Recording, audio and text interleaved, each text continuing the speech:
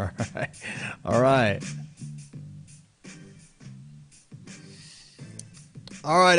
Hello, everyone. It's 8:30 on Thursday, October 6th. This is episode number 3 of 22 Minutes with Jayson and Stefan. Thanks for joining us on this live broadcast on Facebook and on YouTube. Really appreciate you taking time out of your day to listen to what we have to say. So we actually made it. We made 8:30. This is the first for us. So this is the time that we're going to be doing it, everybody. 8:30. Yes. So this is episode 3. I'm excited. Yeah, episode number 3. We made it. We're working out some technical difficulties. We're learning, so be patient with us. Appreciate that. Hey, don't forget to like our Facebook page here if you're watching it from 22 Minutes with Jayson and Stefan. That's our Facebook page. And if you're not watching it from there, go there and you can check out the live shows. If you're watching this on YouTube, subscribe to our YouTube channel, and also go over to the Facebook and like our Facebook page. We really would appreciate that. Just do it. Like either do it or don't. Just do it. Yeah. Right. Yeah. Don't be the donor. Yeah. Do it. There you go. There's a little sound effect. Yeah. Do it. Little Arnold Schwarzenegger. Do it. All right. So today is Throwback Thursday, questions and answers. So since this is kind of episode number 3 here, we really don't have a history. We don't, we're building our audience. We're building some questions, but we get questions all the time as professionals. And so we thought we would share them with you of some of the most commonly asked questions. So sounds smart. Sounds like a smart idea. Yeah, it does sound like a smart idea, doesn't it? All right, cool. So, some of these questions, they're kind of general, but they are concerns of people, and so these are things that we get asked all the time. So, one of the first questions here, and I have it down in the ticker too. So we're going to answer all the questions that are down in the ticker. And by the way, all of our contact information is down below us too. So if you want to reach out to us, please do so. But question number 1 here is, how much do I need for down payment? So I'll probably take that one since I'm the lender in this scenario. And that really depends. So there are 0 down payments. There are down payment assistance programs out there if you qualify. And there's always this disclaimer, right? And I kind of hate this disclaimer, if you qualify, which I feel like is kind of an inhibitor from somebody saying, well, I don't know. Gee, should I apply? Should I not? I don't know if I qualify. I don't know if I qualify. It's very simple. You can get down to a 620 credit score and get down payment assistance. So the threshold of that bar isn't very high. Now, what's very interesting about this is that over the past 5 years, we've seen credit guidelines as far as down payment assistance loosen up, and we're continuing to see that. Now, some argue that could create, another downturn in the housing market, or a bubble, if you will. Which that's one of our questions we'll get to in a minute. But I don't think so. One of the most or the best performing loans out there, and not many people know this, per capita, is the VA loan. And a VA loan has 0 down, doesn't require any money from the veteran for down payment. Yet it is one of the best performing loans for that category, the best performing loan for that category. So, and some say, well, why is that? Why does that one outperform others? Well, there are different sets of guidelines and underwriting for VA loans that there aren't for other types of loans. There's residual income calculations that have to be met that aren't required on other loans. And I think that's a big contributing factor to the success of that program. So, bottom line, traditionally, you always needed 5% down. So I want to get this myth out there, this myth buster kind of thing, that you need 20% as a down payment. No, you don't. You need 20% if you want to avoid mortgage insurance, of course, but there's other ways to put less money down and still avoid mortgage insurance and still get a great rate and great terms and all that kind of stuff. So you're not sacrificing one for the other as in the past in today's market. So you don't need a big down payment. Just call us. Jason, you did mention 620s for the down payment assistance. I wrote it down. What do you need for FHA? FHA, okay, so FHA, you really don't even need a credit score, okay? But you do have to put 10% down if you've got like a 500 credit score, right? If you got 10% down with 500. Yeah, I mean, if you got really bad credit, you need to put more money down. But traditionally right now, 620 seems to be kind of the industry standard for FHA. Okay. 620 credit score minimum. But 580 is there. There's manual underwrites.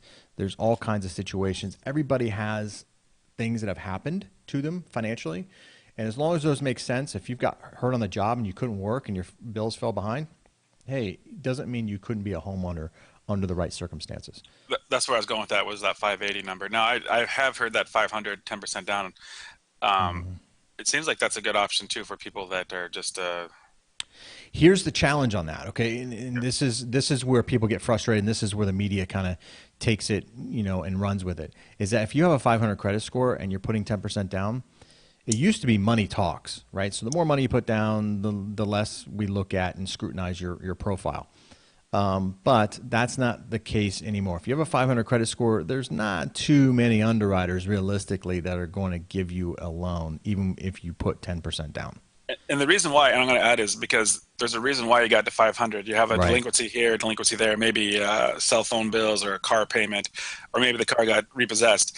Right. And all that stuff paints the picture of how you got to the 500 credit score, which is hard to show how you can afford the house. Um, to add the 2 cents there. And then the VA loan, and I wanted to talk really quickly. Oh boy, I wrote it down and I forgot. Um, just keep going. I'm going to remember this a little later. All right.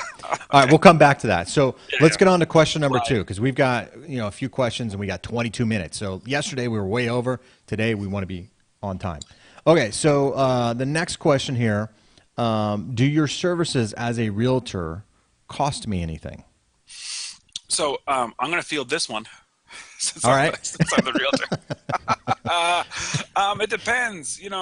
As a buyer, I usually get compensated from the selling side. Um, in fact, if it's an MLS deal, I usually get it's 100% of the time I get compensated from the selling side. If it's non-MLS and a for sale by owner, most of the time I can get compensated from there. There's a rare circumstance, like if I'm buying the house for you at the auction, which I do. I do, I guess. At that point, we'll discuss my compensation. Or I do get properties that, for fix and flip, that are also we call them wholesale deals, where somebody has it under contract and I buy it from them.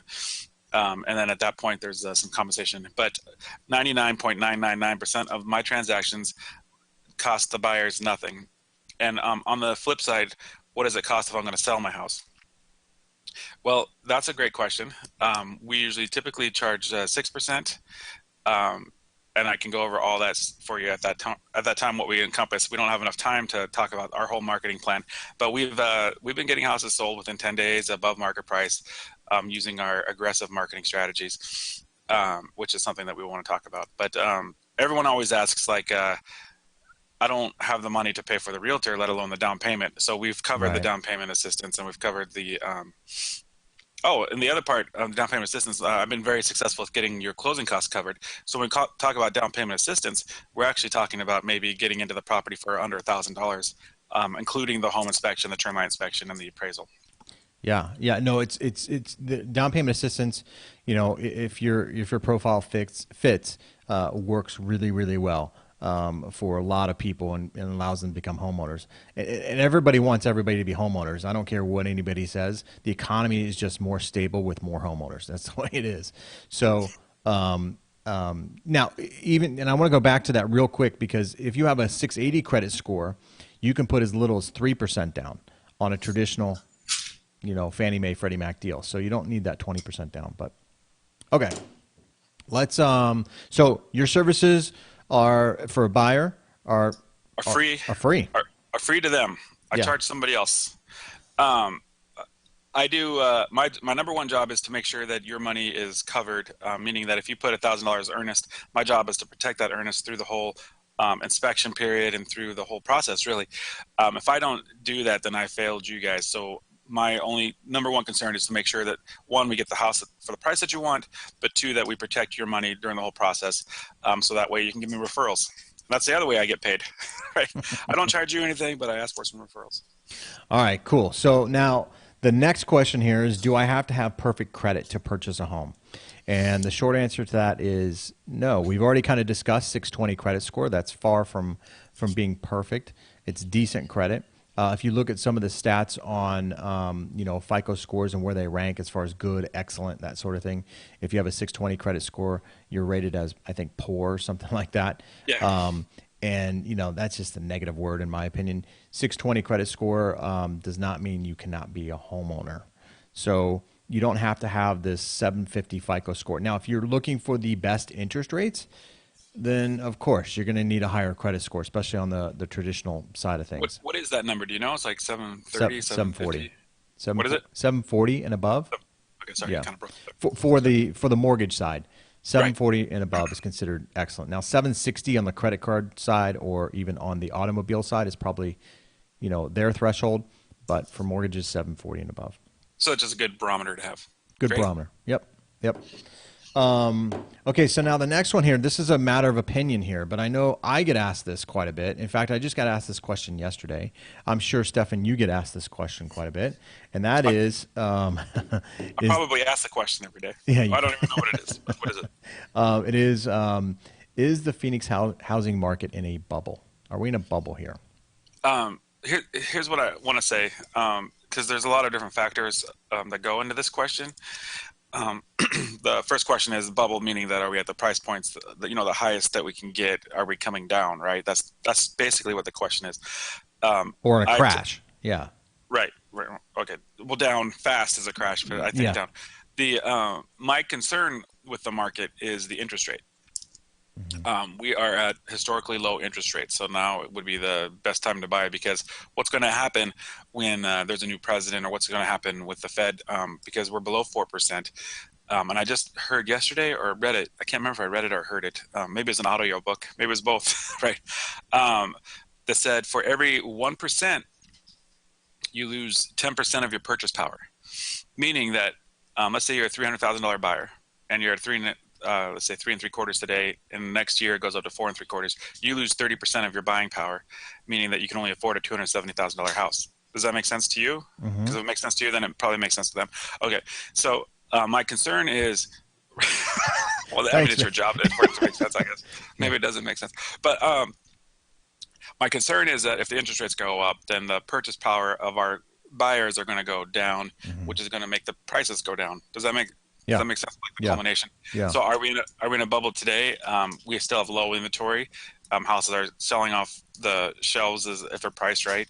I would still say it's a seller's market, and I'd also say it's a buyer's market because you're buying more house today than you could 2 years ago for that same amount of money.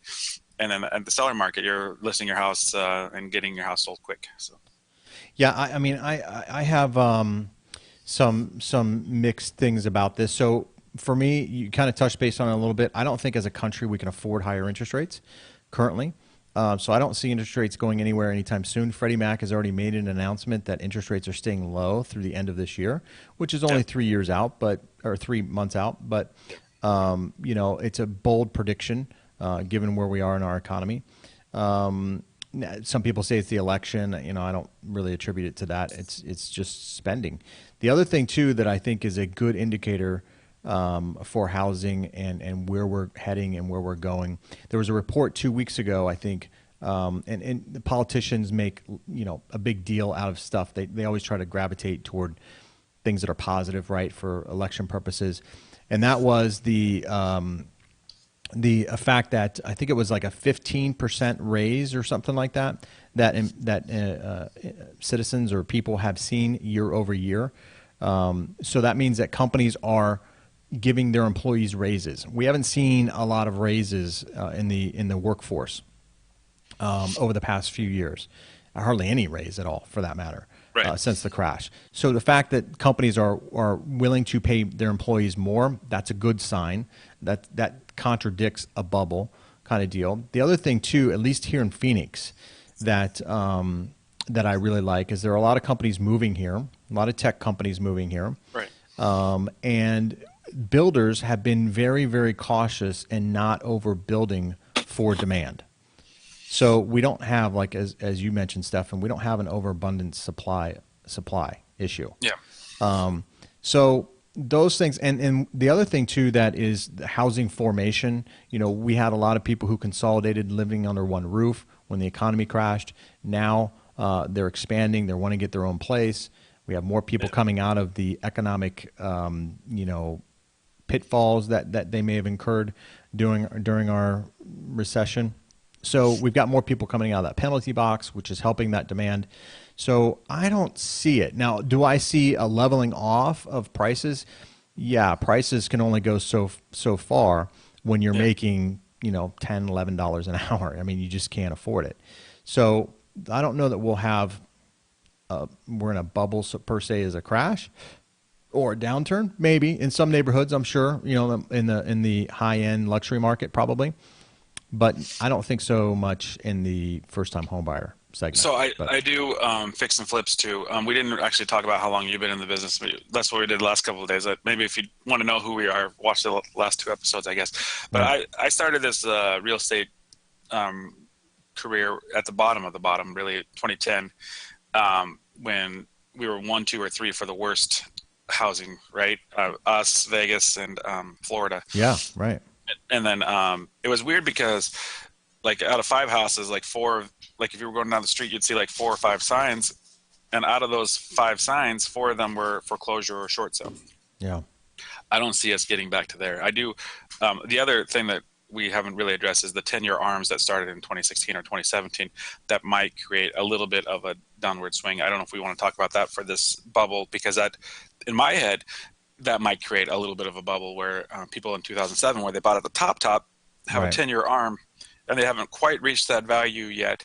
And next year, they're going to have to either get refinanced, and who's going to refinance on a loan for 300 when the house is worth 270, right. or they're going to have to they can't sell it for 300 if it's only worth 270. So I think there might be a few more short sales in the shorter term. All right, cool. So we got about 5 more minutes here, and we got some more questions we need to run through. So we'll try to make these as quick as possible. How can I get my home ready if I'm looking to sell? What things can I do to get my home ready for the market? One of the things we do is I mentioned this on the last question, is I fix and flip houses. We have crews that can come in. If you needed to put new carpet in, I can get it very cheap. If you wanted flooring, like tile, it's usually like $350 a square foot. That's like the tile, like the nice tile, like the 18-inch or 20-inch, laid and everything for like $350. So the best thing to do, and we also have a concierge service that'll come in and help stage the properties.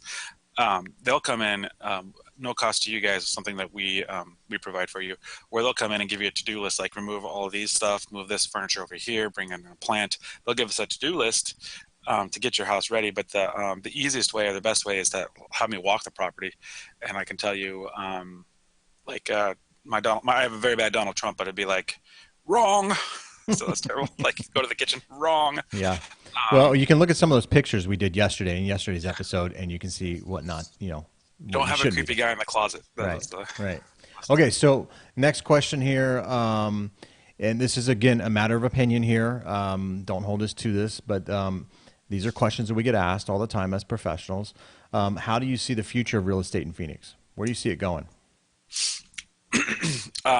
there's so that's a huge question. Right. I mean, is the question, is it going to go up or is it going to go down? Is that the question, or do we see it like going more e-commerce, like people submitting offers online to like an offer pad, or you know what I mean, like I sellers think I selling that think way? when consumers ask me this, they're wondering, am I really buying right? Am I getting an investment? Am I buying at the high end of the market?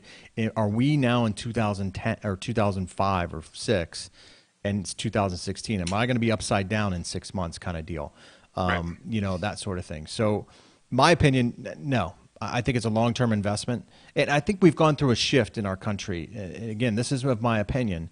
It's more buy and hold. There isn't this, buy and then sell in 3 years Right. kind of attitude, at least that I see. A lot of people I speak to, I ask them that very question. What are your intentions with the property? How long do you plan on staying in the property? And most of them are saying, hey, a long time. The other thing is the mindset is there, and also the guidelines for funding. There was this thing called stated income back in 2006 that helped you get into these houses that you maybe not necessarily could afford. Nowadays, I can afford $1,300 a month. Well, we're going to put you in a house that you can afford. Whether the house goes up or down in value, it doesn't matter. You have a housing and you're paying it off. At some point, you're going to have a zero balance on it. probably 30 years or 15 years, depending on what kind of program you did. But if the prices do go down and you're in a house you can afford, the chances are you can't rent for that price, and the chances are that you can't buy a second house, to compensate or anything at that point. So to answer that question, it doesn't matter. I'm probably sure that's not the question the answer they want, but hey, if the prices go down, you're still living in a house. You have a shelter, you have cable, Right. you have a refrigerator, you have a washer dryer, Right. you have everything you need, and you're making the payments. Then what does it matter if you bought it at 300 and it's worth 270 today? Yeah, it's not. I don't think we're going to have that serious correction where it Right. makes a business decision to dump the property, kind of thing, like it was in 2010 for a lot of people. You're right. I mean, as long as the economy is somewhat stable, you're happy with your home, you're happy with the surroundings, the lifestyle that you're living. It doesn't make that big of a difference to you as far as an impact. But housing is an investment, and so people look at this as an investment. Stated income, it is making a comeback. I heard that. It Yeah. is coming back. In fact, I had a customer that was looking into it. There are different parameters with that. So we have learned some lessons from the past. It's just not, hey, I work at McDonald's and I make $200,000 a year. No, that doesn't work. But bank statements and some other things are making a comeback. And if done properly, I think there is a place for those programs. All How are right, we looking for time? we're good. We're right at just about 22 minutes, so we need to start wrapping it up here. Last question we had was, how do I finance fix and flip properties? Very simply, just like any other property, it's typically used as an investment property, but be honest with your lender that you intend on flipping the property. And there's hard money deals out there. There's other things Yeah, that can we can be talk done. about that next week. I mean, Yeah, there's a few other questions that we have. We'll tease them with another one yeah, for we'll next week. tease them. We'll to be continued. Right. To be continued. All right. Well, hey, thanks for watching this episode of 22 Minutes with Jayson and Stefan. Really appreciate you taking time out of your day to listen to what these two guys have to say.